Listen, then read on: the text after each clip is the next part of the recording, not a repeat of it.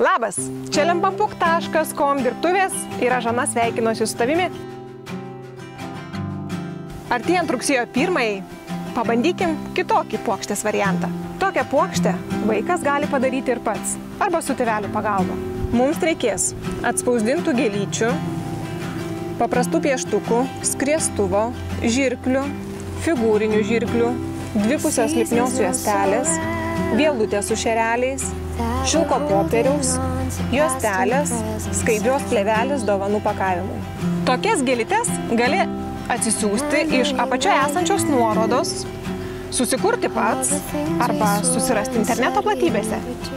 Atspausdintas gėlytes apsibrėžiam skriestuvu, gauname apskritimus ir juos išsikerpam figūrinėmis žirklėmis.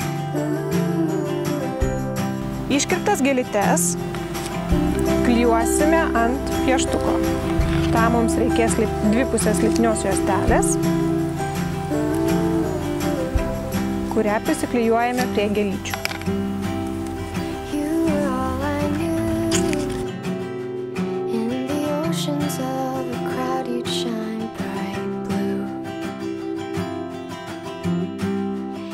Iš vielutės su šereliais gėlytei formuosime lapelius.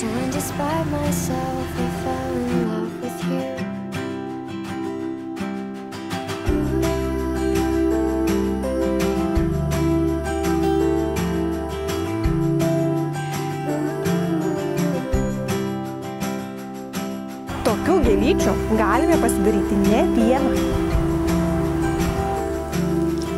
Štai kaip atrodo supakuota pieštukų puokštė. Prenumeruok mūsų kanalą, o jei patiko šis video, pasidalink su draugais.